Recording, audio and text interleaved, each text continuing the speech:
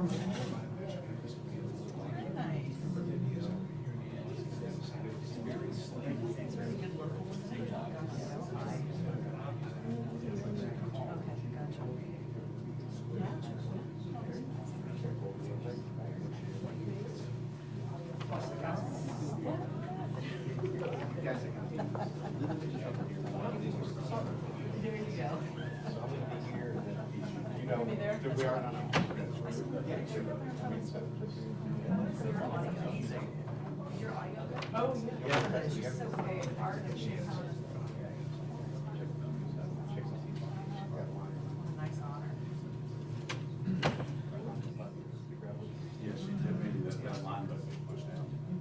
right, I'll go get everyone. We can start.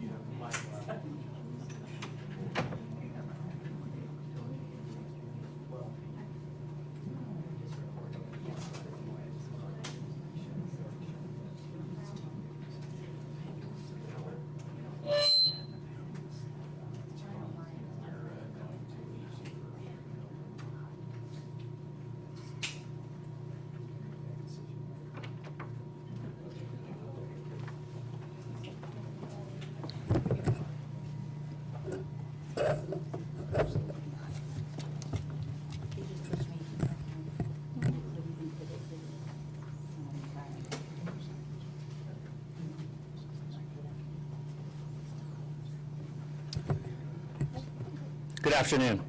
Thank you all for being here today. Yesterday, following a serious domestic incident and a vehicle pursuit, Cincinnati Police Department officers were involved in a shooting in Over the Rhine that resulted in the death of one man. We as a city take the loss of life extremely seriously in all circumstances, and particularly when our officers are in the line of duty.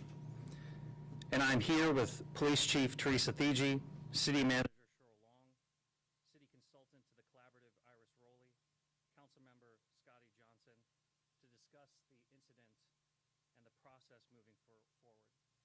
First things first, I want to thank... Now it's working. First things first, I want to thank our incredible police department for their swift action to keep the surrounding area safe for innocent bystanders during a tense and difficult moment. Time and time again, our police officers are asked to demonstrate extraordinary bravery and judgment, and that's what we saw yesterday. I also want to thank our coroner and the health professionals for their excellent work. As with every officer-involved shooting, there will be an investigation into this incident with not only the CPD, but also the Citizen Complaint Authority, one of the pillars of our collaborative agreement. They will both be running parallel investigations. We are committed to a thorough process, and I have the utmost confidence that the CCA, our police department, and our city administration, along with our law enforcement professionals, will direct these investigations with transparency top of mind. Thank you, and I'll now invite City Manager Long to speak.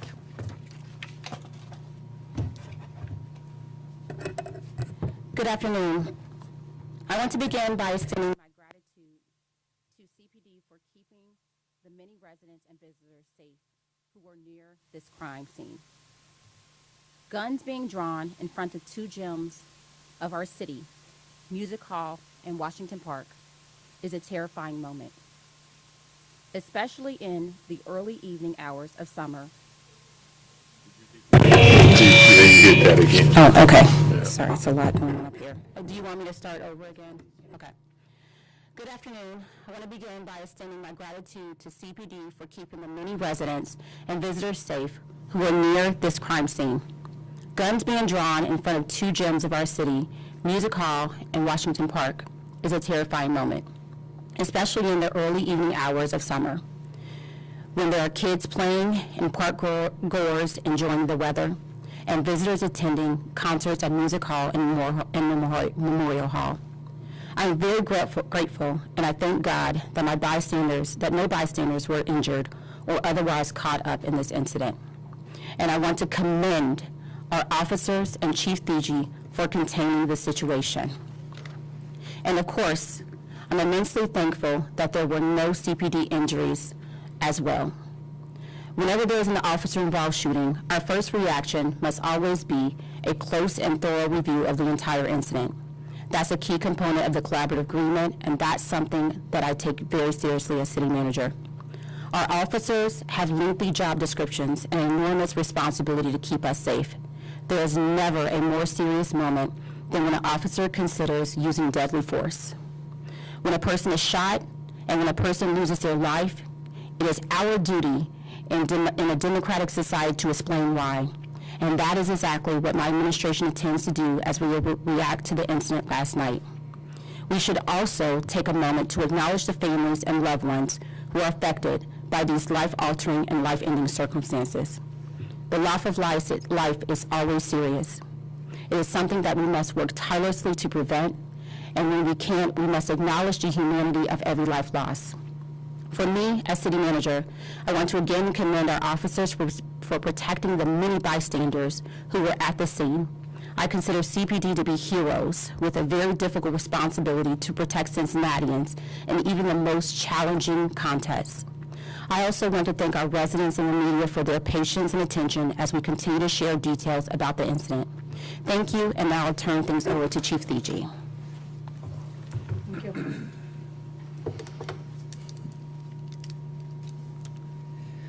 Good afternoon, everybody. Thank you very much for being here, taking the time to cover this incident for us. Before I get started into the facts of the incident, I want to take a moment to recognize the heroic efforts of the officers, every one of them on the scene last night, to the investigators that spent hours through the middle of the night investigating this.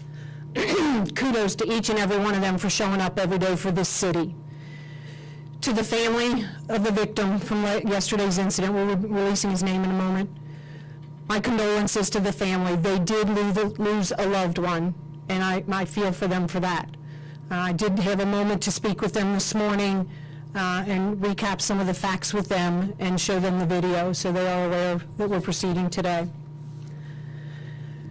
So on June 27th, 2024, at approximately 18:43 hours, a 911 caller reported a female had been stabbed multiple times by a male suspect in the 3300 block of Parkcrest Lane. That is on the west side of our city. Officers broadcast a detailed description of the suspect and the vehicle, which was last seen fleeing towards Glenway Avenue. The vehicle description was a Toyota Camry, blue in color, with Ohio license plate. This is the aerial shot of Parkcrest Lane, and we have a 911 call here for you. Cincinnati 911, what is the address of your emergency? 3366 Parkcrest Lane.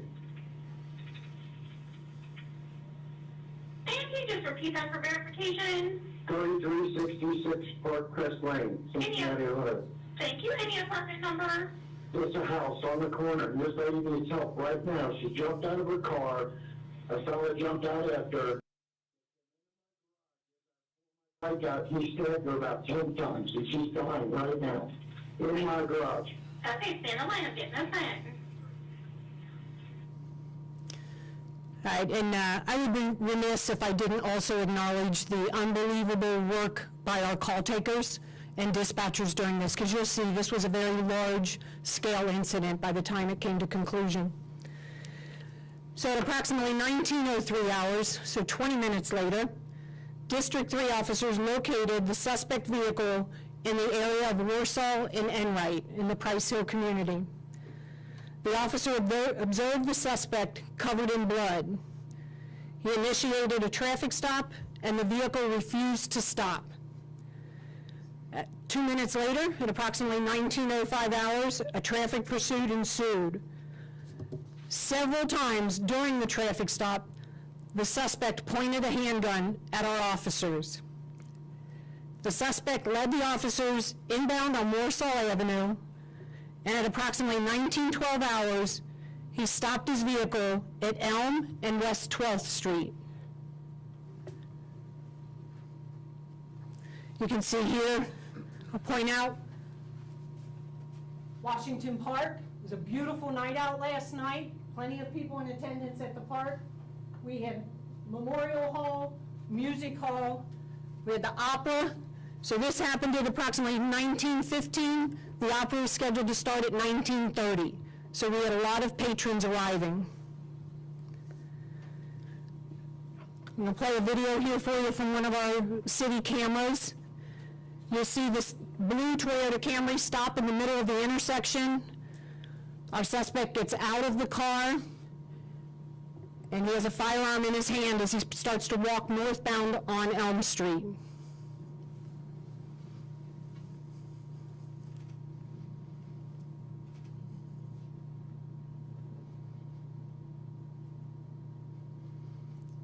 This video is about 1.5 minutes long, but it's powerful.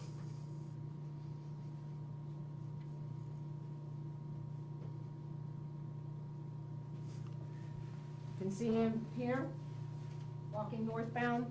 Some of the foliage on the tree is going to block some of the video for just a moment. There is no audio on these cameras.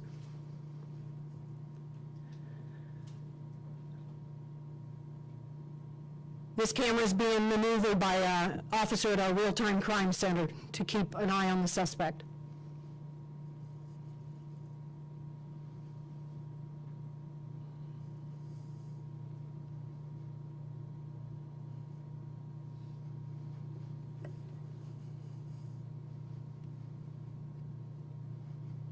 Right there, approaching Memorial Hall.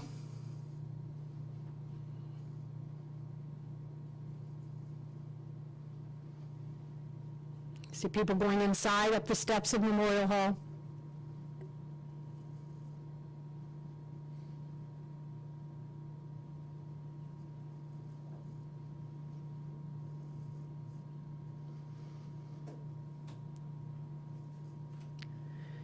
You see the officers displaying their patience and their tactical mindset. They're keeping a distance, being fully aware of what is going on around them.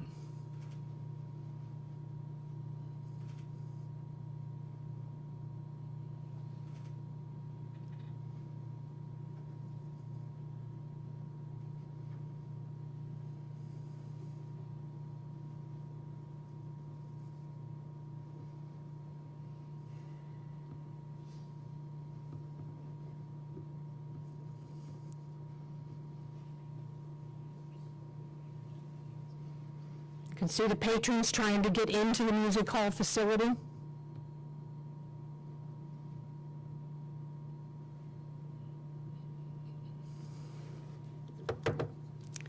Okay. The suspect, we now know, is Mr. Juan, J-U-A-N, Mack, M-A-C-K. He's a black male, 48 years old. He exited the vehicle holding his firearm, walked north on the Elm. Officers followed. What you couldn't see on there, or couldn't hear, I should say, is they were constantly giving him commands. Stop, drop the gun, stop. He didn't comply with any of those commands. Considerable amount of foot traffic as he approached Music Hall. Officers cleared the nearby parking lot and the area in front of Music Hall. So as additional officers were responding, they were able to shut down the vehicular traffic to the north and the south of Music Hall to alleviate any potential danger to citizens. He stopped at Music Hall on Elm Street, stood at the corner holding the firearm in his right hand, and officers continued to tell him to drop the gun. Go ahead, Steve. Can't give it the check. 40 millimeter, 40 millimeter! I got bodies on bodies! Units on the west, southbound.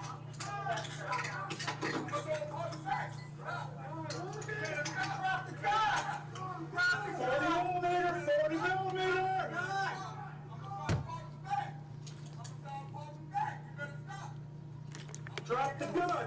Drop the gun! That's what we Drop want! the gun! Drop the gun!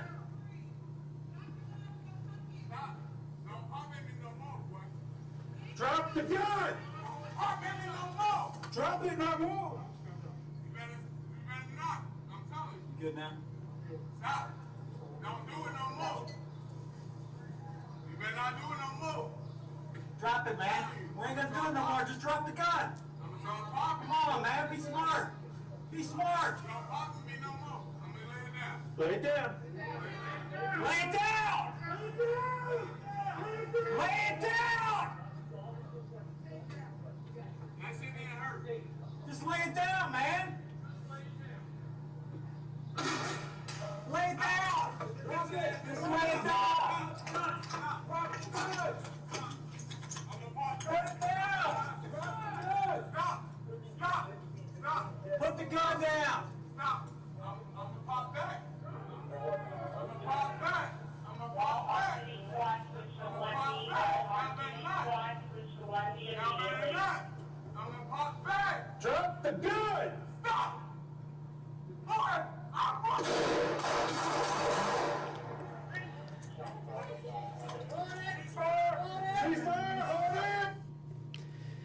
So to give you an idea of chronologically what happened there, we had a supervisor with a 40 millimeter foam round. That's a non-lethal weapon that some of our supervisors have in their vehicles.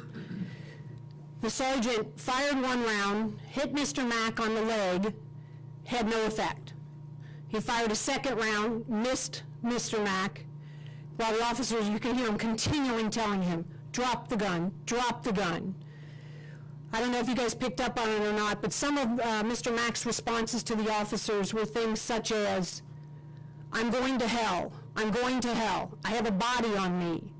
Keep in mind, he just practically murdered a woman, practically murdered her. He doesn't know whether she's dead or alive. He believes he's killed somebody. The other part here, I don't know if he kept telling the officers, you drop your gun, then I'll drop mine. Not tactically sound, we're not going to do that. We're not going to back down. The other thing is he's telling the officers, if you fire that 40 millimeter, is what he's referencing, again, I'm going to start popping. I'm going to start popping. That's a threat to the officer's safety. So at the end of this, he refused to follow the officer's commands, in fact, raised his firearm, which caused the officers to use deadly force. We had one officer that fired one round from a patrol rifle, another officer that fired 3 rounds from his handgun,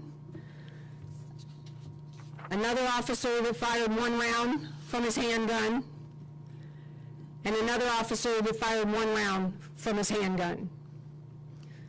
And in total, the sergeant fired 3 40 millimeters.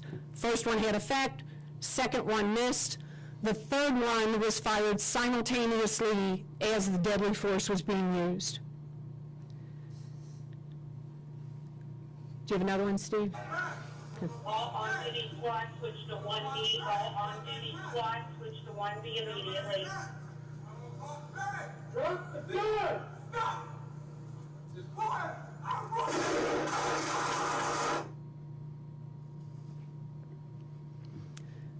This is a video from outside Music Hall.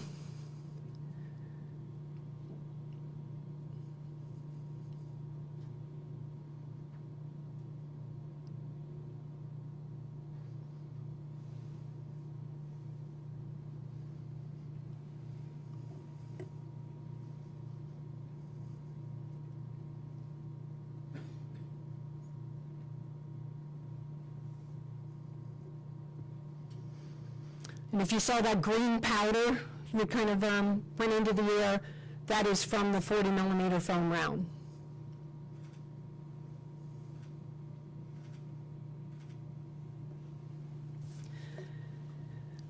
The Cincinnati officers called for the Cincinnati Fire Department to respond to the scene, and prior to their arrival, again, kudos to the officers, numerous officers started life-saving measures on Mr. Mack. Mr. Mack's weapon was a Ruger 40 caliber, loaded with 14 rounds, 13 in the magazine and 1 in the chamber. This is Mr. Mack. Can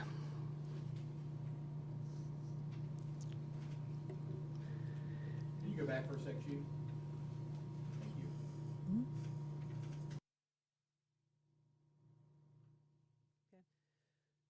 Something that's going to be a little different for you guys here today.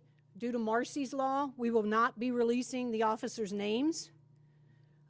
We will call them Officer 1, 2, 3, 4, and the sergeant. Officer 1 joined the police department November 17. His normal duty is he's assigned to the District 4 Violent Crime Squad. He was working some police visibility overtime last night when this incident occurred.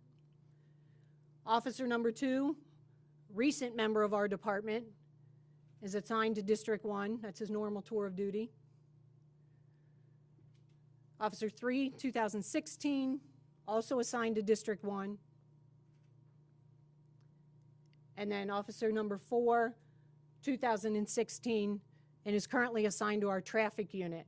Part of this pursuit went right past our traffic section's office space up on Warsaw, and that's when this officer got involved. Went right past his office space. A couple things again before we take questions. Again, my condolences to the family. I can only imagine the heartbreak of losing a family member. Could be to anybody, no matter what the circumstances. But again, I want to praise our officers' heroic efforts. This had all the makings of a catastrophic incident. You saw the number of people that were out and about, and that was just what was in camera's view. There were many, many more people outside of the view. So the tactics, when I watch these videos, I not only look for, the officer's actions, I look at tactics, sound tactics on this, sound tactics. And again, kudos to our training staff. Cincinnati has the best trained officers in this country, and I think this demonstrates it. So kudos to our training staff for making them so tactically sound. All right, now I'll take questions. She is still in critical condition. The homicide investigators were able to interview her earlier today. When they were moving, the man was moving and there were people up there. We didn't have any sound on any of those overshots from the other security cameras.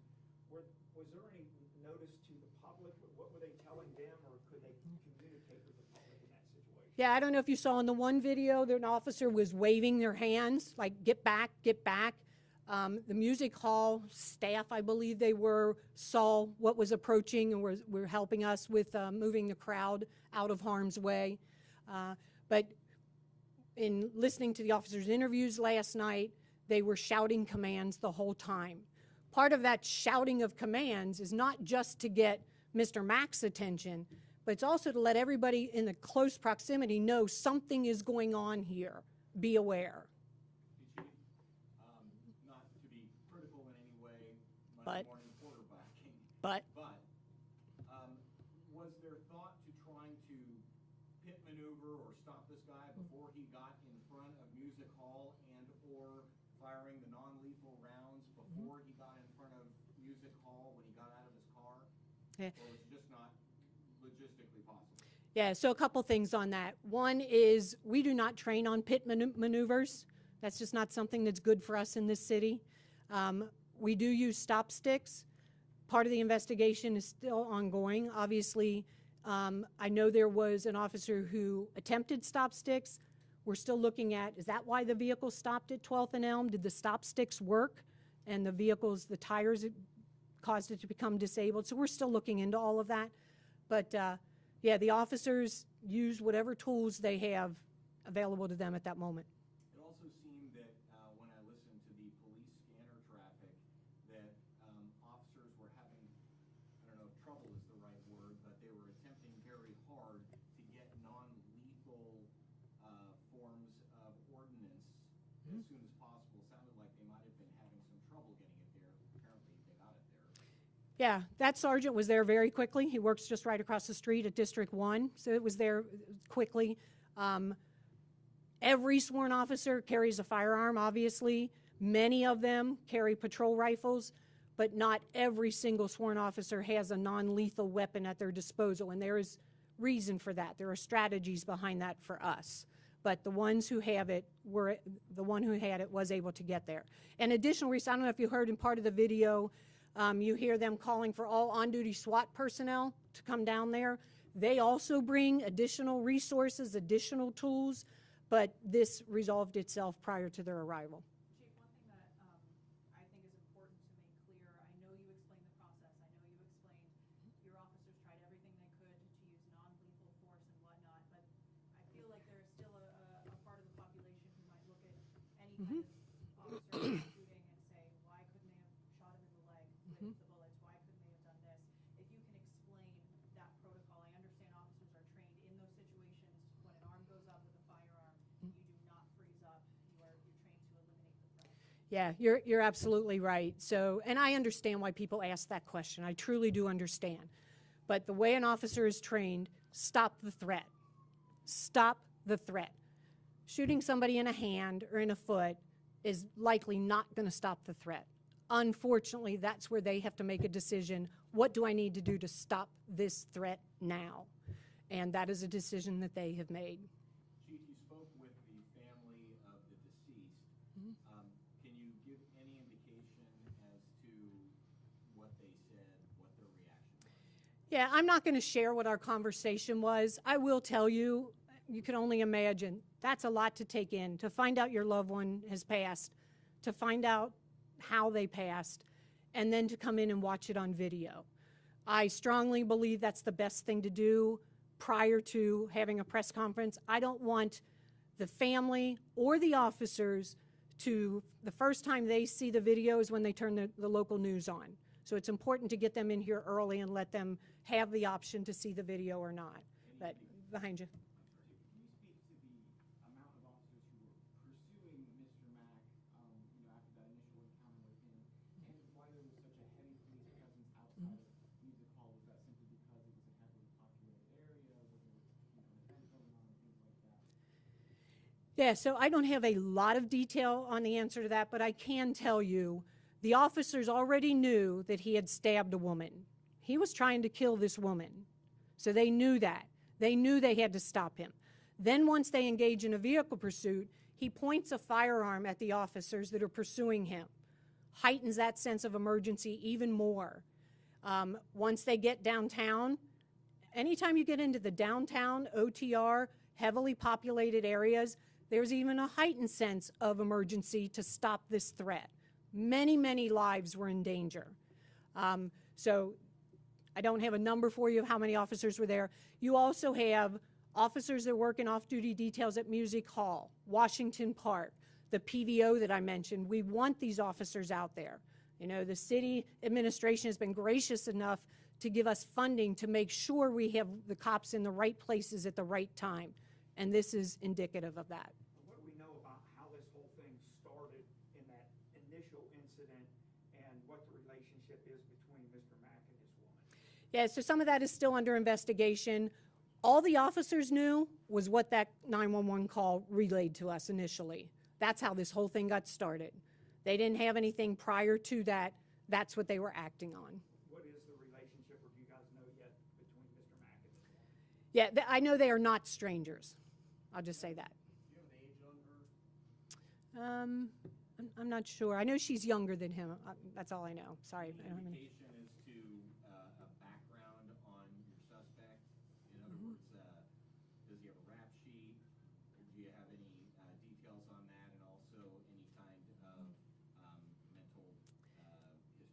Yeah. So I would be speculating to comment on his mental status, but what normal person acts like this, I don't know. So, but as far he does have a criminal record here locally, I did not get into the details exactly of what that is.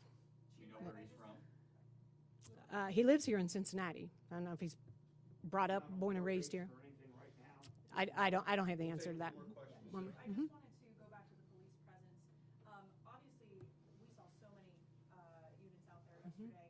You think about your current state, down more than 100 officers. When something like this happens, it is all hands on deck. You are seeing pretty much all of District 1 and help out responding to that. Where does Yep. that leave you